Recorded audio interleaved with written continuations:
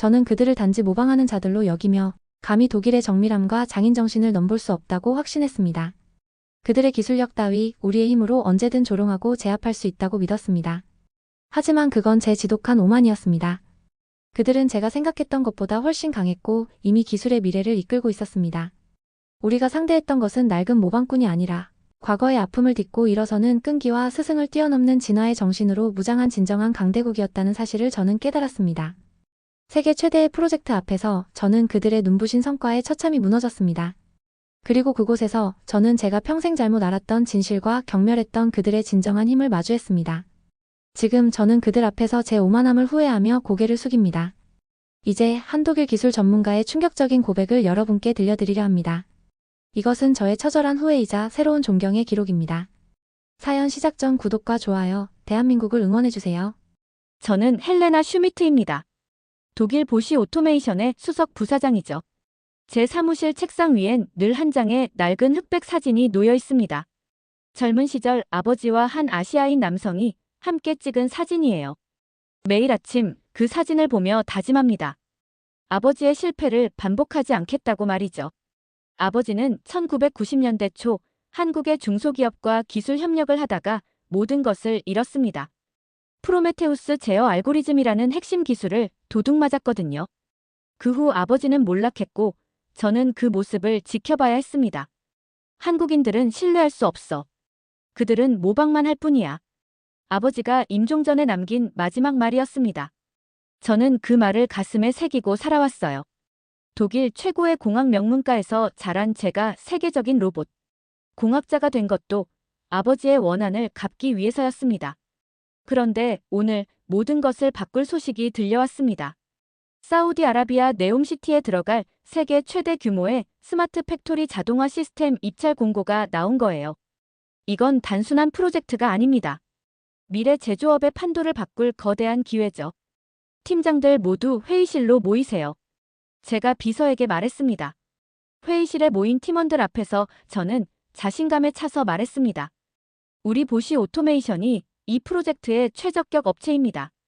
독일의 정밀 기계 기술과 장인 정신은 세계 최고거든요.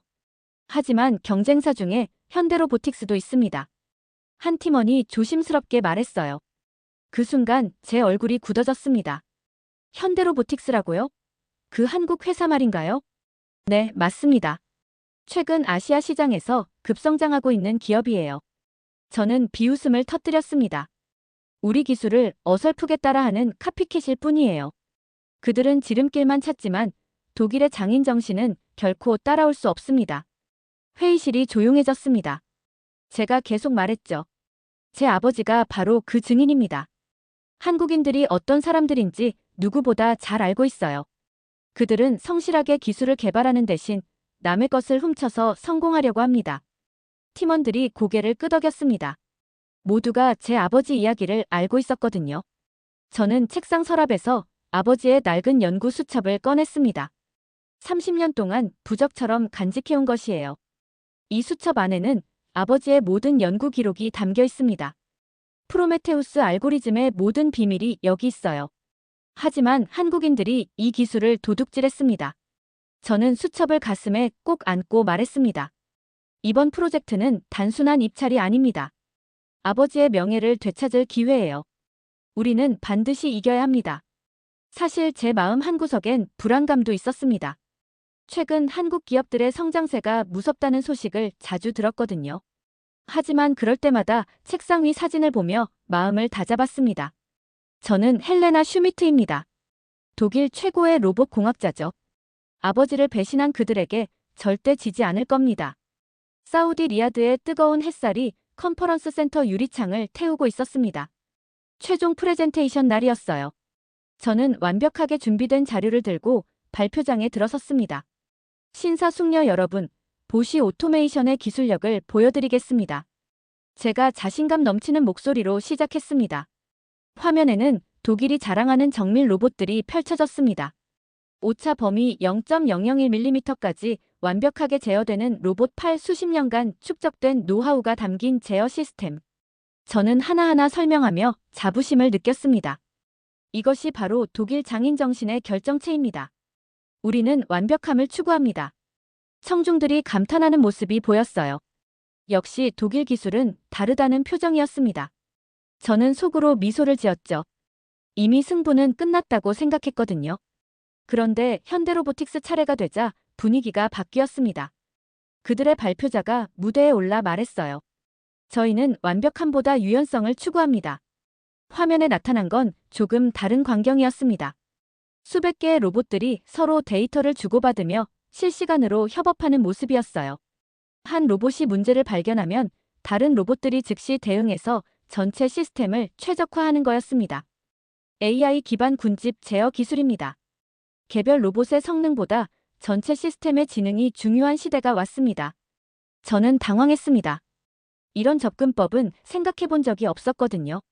우리는 항상 개별 로봇의 정밀성에만 집중했는데 그들은 완전히 다른 관점에서 문제를 해결하고 있었어요. 변화하는 생산 환경에 스스로 적응하는 시스템입니다. 예측 불가능한 상황에서도 최적의 성능을 발휘하죠. 발표가 끝나고 질의응답 시간이 왔습니다. 한 심사위원이 물었어요. 독일 기술과 한국 기술의 차이점을 설명해 주시겠습니까? 저는 자신 있게 답했습니다. 독일 기술은 검증된 완벽함을 제공합니다. 수십 년간 축적된 노하우를 바탕으로 절대 실패하지 않는 시스템을 만들죠. 하지만 현대로보틱스 발표자의 답변은 달랐습니다. 저희는 실패를 두려워하지 않습니다. 실패에서 배우고 더 나은 시스템을 만들어갑니다. 그것이 미래입니다. 며칠 후 결과가 발표됐습니다. 저는 확신에 차서 전화를 받았어요. 당연히 저희가 선정됐을 거라고 생각했거든요. 아쉽게도 이번 프로젝트는 현대로보틱스가 선정됐습니다. 귀를 의심했습니다. 뭐라고 하셨나요? 독일 기술은 물론 훌륭합니다. 하지만 너무 경직되어 있어요. 변화하는 미래 생산 환경에 대응하기엔 한국의 유연한 AI 시스템이 더 적합하다고 판단했습니다. 전화를 끊고 저는 한동안 말을 할 수 없었습니다. 30년간 믿어온 신념이 무너지는 순간이었어요. 독일의 완벽함이 한국의 적응력에 패배했다는 게 믿어지지 않았습니다. 그날 밤 저는 사무실에 혼자 남아 있었습니다. 책상 위 사진을 보며 생각했어요. 아버지도 이런 기분이었을까요? 믿었던 모든 것이 한순간에 부정당하는 기분 말이에요. 이상하다. 분명히 뭔가 잘못됐어. 저는 중얼거렸습니다. 정당한 경쟁으로는 도저히 이해할 수 없는 결과였거든요. 그들이 무언가 꼼수를 썼을 거라는 의심이 들기 시작했습니다. 패배를 인정할 수 없었습니다. 며칠 밤을 새우며 생각해봐도 이해가 안 됐거든요. 현대로보틱스가 우리보다 뛰어날 리가 없다고 확신했습니다. 분명히 뭔가 속임수가 있었을 거예요. 시장 조사를 위해 한국에 가보겠습니다. 저는 이사회에 보고했습니다. 한국에 가신다고요? 왜 갑자기요? 이사들이 의아해했어요. 경쟁사의 실체를 파악해야 합니다. 그들이 어떤 방법으로 우리를 이겼는지 알아봐야 해요. 사실 제 마음속엔 다른 생각이 있었습니다. 현대로보틱스가 우리 기술을 빼돌렸거나 아니면 비정상적인 로비를 했을 거라는 의심 말이에요. 아버지의 경험이 다시 반복된 것 같았거든요. 인천공항에 도착했을 때의 첫인상은 놀라움이었습니다. 공항 자체가 하나의 거대한 기술 집합체였어요. 자동화된 시설들이 완벽하게 작동하고 있었습니다. 하지만 저는 고개를 저었어요. 이런 것들도 결국 서구 기술의 모방일 뿐이라고 생각했거든요. 서울 코엑스에서 열린 스마트 팩토리 자동화 산업전에 갔습니다. 시장 조사라는 명목이었지만 사실은 현대로보틱스의 약점을 찾기 위해서였어요. 전시장에 들어서는 순간 깜짝 놀랐습니다. 상상 이상의 광경이 펼쳐져 있었거든요. 현대로보틱스뿐만 아니라 수많은 중소기업들이 창의적이고 실용적인 로봇 기술을 선보이고 있었습니다. 이 로봇은 어떻게 이렇게 빠르게 작업을 처리하죠? 저는 한 부스 직원에게 물었습니다. AI가 실시간으로 작업 패턴을 학습합니다. 처음엔 서툴지만 시간이 지날수록 더 효율적으로 변해요. 저는 당황했습니다. 우리 독일 로봇들은 완벽하지만 변화할 수 없었거든요. 하지만 이들의 로봇은 스스로 성장하고 있었어요. 현대로보틱스 부스에 도착했을 때 제 심장이 빨리 뛰기 시작했습니다. 기술 시연이 한창이었는데 로봇들의 움직임을 보는 순간 소름이 돋았어요. 저 움직임 패턴. 설마. 제가 가져온 아버지의 연구 수첩을 펼쳐봤습니다. 프로메테우스 알고리즘의 특징적인 제어 방식이 로봇의 움직임에서 그대로 나타나고 있었어요. 너무나 명확했습니다. 역시 도둑 맞은 게 맞았어. 저는 속으로 외쳤습니다. 분노가 치밀어 올랐어요. 30년 전 아버지를 배신한 그들이 여전히 그 기술로 성공하고 있다는 사실이 견딜 수 없었습니다. 제 손이 떨렸어요. 전시장을 나와서 저는 곧바로 조사에 착수했습니다. 30년 전 아버지와 함께 일했던 한국인을 찾아야 했어요. 사진 속 그 남자 말입니다. 한국의 지인에게 부탁해서 수소문한 결과 그가 박진수라는 이름의 은퇴한 연구원이라는 걸 알아냈습니다. 경기도의 한적한 전원주택에 살고 있다고 했어요. 드디어 찾았다. 저는 이를 악물었습니다. 택시를 타고 가는 동안 제 머릿속은 복잡했습니다. 그 사람을 만나면 뭘 말해야 할까요? 아버지의 원한을 어떻게 풀어야 할까요? 아저씨, 저기서 세워주세요. 작은 전원주택 앞에 도착했습니다. 대문 앞에서 한참을 서 있었어요. 30년간 품어온 분노와 원망이 폭발할 것 같았습니다. 초인종을 눌렀습니다. 곧 문이 열리고 70대 노인이 나타났어요. 사진 속 그 사람이 맞았습니다. 세월이 많이 흘렀지만 얼굴은 여전히 기억나더군요. 박진수 선생님이시죠? 제가 독일어로 물었습니다. 그분이 놀란 표정으로 저를 바라봤어요. 당신은 혹시 헬레나 슈미트입니다. 슈미트 박사의 딸이에요. 그 순간 박진수 연구원의 얼굴이 창백해졌습니다. 30년 전의 기억이 되살아나는 것 같았어요. 저는 가슴이 터질 것 같았습니다. 드디어 모든 진실을 밝힐 때가 온 거죠. 박진수 연구원이 저를 집 안으로 안내했습니다. 거실은 소박했지만 따뜻한 느낌이었어요. 벽에는 가족 사진들이 걸려 있었고 서재엔 공학 서적들이 빼곡히 꽂혀 있었습니다. 차 한 잔 드시겠습니까? 박진수 연구원이 조심스럽게 물었어요. 저는 그런 여유가 없었습니다. 30년간 품어온 분노가 폭발할 것 같았거든요. 가방에서 아버지의 연구 수첩을 꺼내 탁자에 던지듯 놓았습니다. 이 기술을 훔쳐서 성공하니 행복하십니까? 제 목소리가 떨렸어요. 박진수 연구원은 놀란 표정으로 저를 바라봤습니다. 슈미트 박사님의 따님이시군요. 많이 닮으셨네요. 말 돌리지 마세요. 아버지의 프로메테우스 알고리즘을 도둑질한 게 바로 당신 아닙니까? 박진수 연구원이 한숨을 깊게 쉬었습니다. 그리고 묵묵히 일어나더니 창고 쪽으로 향했어요. 잠깐만 기다려주세요. 몇 분 후 그분이 먼지 쌓인 낡은 상자를 들고 왔습니다. 그리고 자신의 연구 노트들도 함께 가져왔어요. 이걸 보시겠습니까? 상자를 열자 수십 통의 편지와 팩스들이 나왔습니다. 모두 30년 전의 것들이었어요. 편지 봉투에는 아버지의 이름이 선명하게 적혀 있었습니다. 이게 뭐죠? 저는 떨리는 목소리로 물었습니다. 슈미트 박사님과 제가 주고받았던 모든 편지입니다. 30년간 소중히 보관해왔어요. 첫 번째 편지를 펼쳐보는 순간 제 세상이 무너지기 시작했습니다.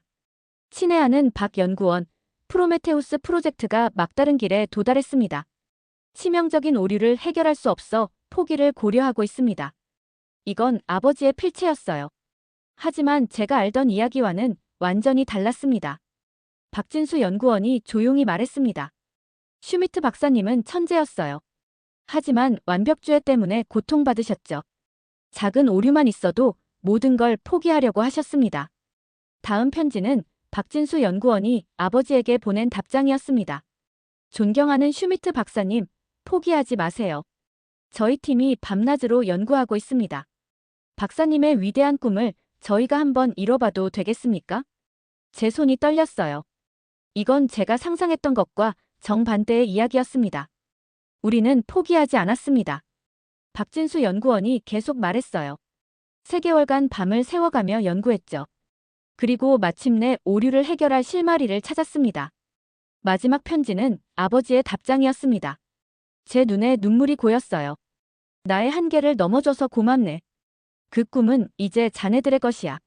내가 시작한 프로메테우스를 자네들이 완성해주길 바라네. 거짓말이에요. 저는 중얼거렸습니다. 슈미트 박사님은 마지막까지 저희를 응원해주셨습니다. 기술을 도둑맞았다고 생각하신 적이 없어요. 오히려 자신의 꿈이 이어지는 걸 기뻐하셨죠. 그렇다면 아버지가 몰락한 이유는 뭐였을까요? 박진수 연구원이 제 마음을 읽은 듯 말했습니다. 박사님은 너무 완벽주의자셨어요. 자신이 완성하지 못한 기술이 다른 사람 손에서 성공하는 걸 보시고 자존심에 상처를 받으셨을 겁니다. 그래서 가족분들께는 다른 이야기를 하신 것 같아요. 제 머릿속이 하얘졌습니다. 30년간 믿어온 모든 것이 거짓이었다는 말이죠. 아버지는 왜 진실을 말하지 않으셨을까요? 자존심 때문이었을 겁니다. 독일의 위대한 공학자가 한국의 작은 회사에 도움을 받았다는 걸 인정하기 어려우셨을 거예요. 저는 아버지의 연구 수첩을 다시 펼쳐봤습니다. 이제야 보이는 게 있었어요. 수첩 마지막 장에 작은 글씨로 적힌 메모가 있었습니다. 박진수와 그의 팀에게 감사한다. 그들이 나의 꿈을 현실로 만들어줬다. 제 눈에서 눈물이 흘러내렸습니다. 아버지도 진실을 알고 있었던 거죠. 하지만 자존심 때문에 가족에게는 숨기셨던 겁니다. 죄송합니다. 저는 박진수 연구원에게 고개를 숙였습니다. 30년간 당신을 원망했어요. 아버지를 배신한 도둑이라고 생각했습니다. 박진수 연구원이 제 어깨를 가만히 두드려줬어요. 괜찮습니다. 이해합니다. 진실을 알게 되어서 다행이에요. 진실을 알고 난 후 며칠간 저는 완전히 혼란 상태였습니다. 30년간 제 삶의 원동력이었던 복수심이 한순간에 무너져 버렸거든요. 서울 거리를 하루 종일 걸어 다녔어요. 어디로 가야 할지도 모른 채 말이죠. 박진수 연구원이 전화를 걸어왔습니다. 괜찮으신가요? 함께 나가보실까요? 네, 좋습니다. 저는 답했어요. 혼자 있으면 더 복잡해질 것 같았거든요. 박진수 연구원은 저를 전쟁기념관으로 데려갔습니다. 한국을 이해하려면 우리의 역사를 알아야 해요. 전시관에 들어서자 1950년대 서울의 모습이 담긴 흑백 사진들이 벽에 걸려 있었습니다. 폐허가 된 도시, 무너진 건물들, 굶주린 사람들의 모습이 생생하게 담겨 있었어요. 이게 70년 전 서울의 모습입니다. 박진수 연구원이 조용히 말했습니다. 저는 말문이 막혔어요. 지금의 번화한 서울과는 너무나 대조적인 모습이었거든요. 우리는 정말 아무것도 없었습니다. 기술도, 자본도, 경험도 없었어요. 심지어 먹을 것도 부족했죠. 박진수 연구원의 목소리에 깊은 감정이 담겨 있었습니다.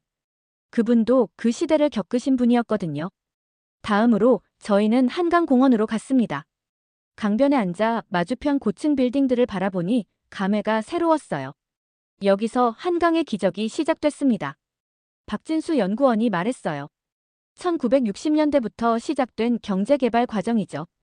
어떻게 이런 변화가 가능했을까요? 저는 진심으로 궁금했습니다. 절박함 때문이었습니다. 살아남으려면 발전할 수밖에 없었어요. 그래서 더 절실했고 포기할 수 없었습니다. 박진수 연구원이 가방에서 낡은 앨범을 꺼냈습니다. 1970년대와 80년대 한국의 모습들이 담겨 있었어요. 이 사진들을 보세요. 공장에서 밤을 새워가며 일하는 사람들, 기술을 배우려고 해외로 나가는 젊은이들, 도서관에서 공부하는 학생들의 모습입니다. 사진 속 사람들의 눈빛이 인상적이었습니다. 간절함과 희망이 동시에 담겨 있었어요. 우리에겐 한이라는 감정이 있습니다. 서러움과 원망이지만 동시에 그것을 극복하려는 강한 의지이기도 해요. 한이라는 게 뭔가요? 저는 독일어로는 설명하기 어려운 개념이라고 느꼈습니다. 깊은 상처에서 나오는 에너지입니다. 억울함을 분노로 바꾸는 게 아니라 더 나은 미래를 만들려는 동력으로 승화시키는 거죠. 박진수 연구원이 계속 말했습니다. 슈미트 박사님의 기술도 저희에겐 그런 의미였어요. 단순히 베끼려던 게 아니라 우리만의 방식으로 더 발전시키고 싶었습니다. 해가 지면서 한강 위로 석양이 비쳤습니다. 물결 위로 반짝이는 빛을 보며 저는 새로운 감정을 느꼈어요. 저도 이제 이해할 것 같습니다. 저는 중얼거렸습니다. 뭘 이해하시겠다는 거죠? 한국 사람들의 끈기와 열정을 말입니다. 그것이 단순한 모방이 아니라는 걸 깨달았어요. 박진수 연구원이 미소를 지었습니다. 슈미트 박사님도 그걸 아셨을 겁니다. 그래서 저희를 믿고 기술을 맡기신 거죠. 그날 밤 호텔로 돌아와서 저는 아버지의 사진을 오랫동안 바라봤습니다. 이제야 아버지의 진짜 마음을 알 것 같았어요. 자존심 때문에 진실을 숨기셨지만 마음속으론 한국 사람들을 인정하고 계셨던 거죠. 아버지, 이제 이해했어요. 저는 사진에 대고 말했습니다. 당신의 꿈이 어떻게 이어졌는지 알겠어요. 처음으로 마음이 편해지는 느낌이었습니다. 30년간 저를 괴롭혔던 원망과 분노가 서서히 사라지고 있었어요. 대신에 새로운 호기심과 존경심이 자리를 잡기 시작했습니다. 다음 날 박진수 연구원을 다시 만났습니다. 저는 여전히 궁금한 게 많았거든요.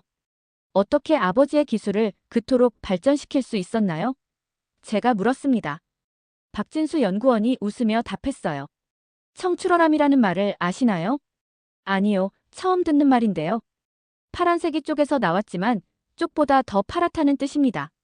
제자가 스승보다 뛰어나게 된다는 의미죠. 박진수 연구원이 차를 한 모금 마시고 계속 말했습니다. 우리는 서양 기술을 스승으로 삼아 배웠습니다. 하지만 단순히 베끼는 제자에 머무르지 않았어요. 그럼 어떻게 하셨나요? 밤을 새워 공부했습니다. 우리 방식대로 더 나은 것을 만들기 위해 몸부림쳤어요. 그게 우리의 생존 방식이었거든요. 박진수 연구원이 스마트폰을 꺼내더니 몇 장의 사진을 보여줬습니다. 현대의 한국 기업들 모습이었어요. 반도체를 보세요. 처음엔 일본 기술을 배웠습니다. 하지만 지금은 우리가 세계 1위예요. 정말 놀랍네요. 조선업도 마찬가지입니다. 유럽의 기술을 배웠지만 이제는 우리가 세계 최고의 선박을 만들어요. 박진수 연구원의 목소리에 자부심이 묻어났습니다. 자동차 산업도 그랬습니다. 처음엔 일본과 미국 기술을 도입했어요. 하지만 포기하지 않고 연구한 결과 지금은 독자적인 기술력을 갖게 됐습니다. 저는 감탄했습니다. 모든 산업이 그런 과정을 거쳤군요. 맞습니다. 하지만 중요한 건 단순히 따라하는 게 아니라는 점이에요. 우리만의 창의성을 더했습니다. 어떤 창의성을 말하는 건가요? 박진수 연구원이 잠시 생각하더니 말했습니다. 빨리빨리 문화가 그중 하나죠. 서구에서는 신중하게 하나씩 단계를 밟아가는데 우리는 급하게 여러 가지를 동시에 시도해봅니다. 그게 장점이 될 수 있나요? 물론입니다. 빠른 시행착오를 통해 더 빨리 발전할 수 있어요. 실패를 두려워하지 않는 문화가 혁신을 만들어냅니다. 저는 사우디 프로젝트에서의 패배가 떠올랐습니다. 현대로보틱스가 제시한 유연성과 적응력이 바로 이런 문화에서 나온 거였네요. 그리고 또 하나 중요한 게 있어요. 박진수 연구원이 덧붙였습니다. 정이라는 감정입니다. 정이요? 서로를 아끼고 배려하는 마음이에요. 경쟁하면서도 함께 발전하려는 문화죠. 슈미트 박사님과 저희의 관계도 그랬습니다. 저는 고개를 끄덕였습니다. 아버지의 편지에서 느꼈던 따뜻함이 바로 그런 거였군요. 청출어람은 배신이 아닙니다. 박진수 연구원이 단호하게 말했어요. 스승에 대한 존경과 감사를 바탕으로 한 발전입니다. 이제 완전히 이해했습니다. 저는 진심으로 말했습니다. 한국의 성장이 단순한 모방이 아니라 창조적 계승이었다는 걸 알겠어요. 박진수 연구원이 만족스러운 표정을 지었습니다. 슈미트 박사님도 그걸 원하셨을 겁니다. 자신의 기술이 더 발전하는 걸 보고 싶어 하셨을 거예요. 그날 저는 한국에 대한 완전히 새로운 시각을 갖게 됐습니다. 그들은 도둑이 아니라 창조자였어요. 남의 것을 훔치는 게 아니라 배운 것을 바탕으로 더 나은 것을 만들어내는 사람들이었습니다. 청출어람이라는 철학이 바로 그것을 설명해주는 완벽한 개념이었어요. 독일로 돌아오는 비행기 안에서 저는 계속 생각에 잠겨 있었습니다. 한국에서의 경험이 제 삶을 완전히 바꿔놓았거든요. 더 이상 예전의 헬레나 슈미트가 아니었어요. 베를린 공항에 도착하자마자 저는 회사로 향했습니다. 긴급 이사회를 소집해야 했어요. 갑자기 이사회를 소집한 이유가 뭡니까? 회장이 물었습니다. 중요한 발표가 있습니다. 저는 단호하게 말했습니다. 차기 프로젝트에 대한 새로운 방향을 제시하고 싶어요. 이사들이 긴장한 표정으로 저를 바라봤습니다. 평소와 다른 제 분위기를 느꼈을 거예요. 현대로보틱스와의 기술 동맹을 제안합니다. 회의실이 순간 조용해졌습니다. 그리고 곧 웅성거림이 일어났어요. 뭐라고 하셨습니까? 한 이사가 놀란 목소리로 물었습니다. 우리의 정밀함과 그들의 유연함이 만난다면 누구도 따라올 수 없는 미래를 만들 수 있습니다. 정신이 나가셨나요? 다른 이사가 화를 내며 말했습니다. 당신 아버지를 몰락시킨 자들과 손을 잡자는 겁니까? 그렇습니다. 저는 침착하게 답했어요. 하지만 여러분이 알고 계신 것과 진실은 다릅니다. 저는 가방에서 아버지의 편지들을 꺼냈습니다. 30년간 숨겨져 있던 진실의 증거들이었어요. 이것들을 보시기 바랍니다. 이사들이 편지를 돌려가며 읽기 시작했습니다. 시간이 지날수록 그들의 표정이 놀라움으로 바뀌었어요. 이게 진짜 슈미트 박사의 편지입니까? 회장이 믿을 수 없다는 표정으로 물었습니다. 네, 맞습니다. 아버지 필체를 제가 모를 리 없죠. 저는 이사들을 차례로 바라보며 말했습니다. 제 아버지를 몰락시킨 것은 한국인이 아니었습니다. 스스로의 한계에 좌절한 아버지의 자존심이었어요. 회의실이 숙연해졌습니다. 그리고 그 꿈을 되살려준 것이 바로 한국 사람들의 끈기였습니다. 그들은 포기하지 않았어요. 밤을 새워가며 아버지의 기술을 완성시켰습니다. 저는 목소리에 힘을 주어 말했습니다. 우리는 그들에게서 다시 배워야 합니다. 완벽함만 추구하는 것이 아니라 유연성과 적응력도 갖춰야 해요. 하지만 독일 기술의 자존심은 어떻게 됩니까? 한 이사가 반박했습니다. 자존심은 혼자 지키는 게 아닙니다. 저는 단호하게 답했어요. 함께 발전시켜 나가는 거예요. 청출어람이라는 한국의 철학을 배워야 합니다. 청출어람이 뭡니까? 제자가 스승을 뛰어넘는다는 의미입니다. 하지만 그것은 배신이 아니라 발전이에요. 스승에 대한 존경을 바탕으로 한 창조적 계승입니다. 이사들이 서로 눈을 마주쳤습니다. 제 말을 이해하려고 노력하는 것 같았어요. 사우디 프로젝트에서 우리가 진 이유를 생각해보세요. 저는 계속 말했습니다. 우리의 완벽함이 문제가 아니었어요. 변화에 대응하지 못하는 경직성이 문제였습니다. 회장이 깊은 한숨을 쉬었습니다. 그래서 현대로보틱스와 손잡자는 겁니까? 네, 맞습니다. 우리가 가진 최고의 정밀 기술과 그들의 AI 기반 유연성을 결합한다면 정말 혁신적인 시스템을 만들 수 있어요. 저는 프레젠테이션 화면을 켰습니다. 미리 준비해온 협력 방안이었어요. 독일과 한국의 기술 동맹은 단순한 사업 파트너십이 아닙니다. 서로 다른 철학과 방식을 결합해서 새로운 패러다임을 만드는 거예요. 이사들이 진지하게 화면을 바라봤습니다. 경쟁에서 협력으로, 완벽함에서 진화로, 과거의 원망에서 미래의 희망으로 나아가는 것입니다. 긴 침묵이 흘렀습니다. 마침내 회장이 입을 열었어요. 헬레나, 당신이 확신합니까? 네, 완전히 확신합니다. 저는 주저없이 답했습니다. 이것이 아버지가 원했던 진짜 미래입니다. 그날 이사회는 만장일치로 현대로보틱스와의 협력을 승인했습니다. 30년 만에 독일과 한국의 기술이 다시 만나는 순간이었어요. 현대로보틱스와의 협력이 시작된 후 1년이 흘렀습니다. 그동안 정말 많은 일들이 있었어요. 처음엔 양쪽 팀 모두 서로를 경계했습니다. 문화적 차이도 컸고 일하는 방식도 달랐거든요. 하지만 시간이 지나면서 서로의 장점을 인정하게 됐습니다. 독일 팀은 한국 팀의 빠른 의사결정과 창의적 아이디어에 놀랐고, 한국 팀은 독일의 체계적인 접근법과 정밀함에 감탄했어요. 헬레나, 정말 대단한 시스템이 나올 것 같습니다. 현대로보틱스의 김 부장이 말했습니다. 저희는 함께 차세대 자동화 시스템을 개발하고 있었어요. 독일의 정밀 제어 기술과 한국의 AI 기반 적응형 알고리즘이 결합된 혁신적인 시스템이었습니다. 김 부장님도 대단하세요. 이런 아이디어는 저희만으론 절대 나올 수 없었을 거예요. 협력 과정에서 저는 한국 사람들의 또 다른 면을 발견했습니다. 그들은 정말 열정적이었어요. 밤늦게까지 일하면서도 불평하지 않았고, 문제가 생기면 모두가 함께 해결책을 찾으려고 노력했습니다. 특히 인상적이었던 건 그들의 팀워크였어요. 개인의 성과보다 팀 전체의 성공을 우선시하는 문화가 있었습니다. 우리 함께 해내자. 회의 때마다 외치는 그들의 구호가 처음엔 어색했지만 점점 저도 그 에너지에 감염됐어요. 드디어 시스템 개발이 완료됐습니다. 테스트 결과는 놀라웠어요. 기존 시스템보다 효율성은 40% 향상됐고 예측 불가능한 상황에 대한 적응력은 300% 이상 개선됐습니다. 이제 전 세계에 발표할 시간입니다. 저는 설렘을 감출 수 없었어요. 서울에서 신기술 발표회가 열렸습니다. 전 세계 자동화 업계 관계자들이 모였어요. 저는 무대 옆에서 긴장하고 있었습니다. 현대로보틱스 회장이 단상에 올라 말했습니다. 오늘 발표할 시스템은 독일과 한국의 기술력이 결합된 역작입니다. 그리고 저와 박진수 연구원을 무대로 불렀어요.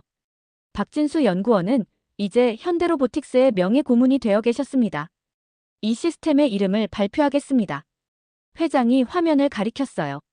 거대한 스크린에 글자가 나타났습니다. 슈미트 박 프로메테우스 이니셔티브. 그 순간 제 눈에서 눈물이 흘러내렸습니다.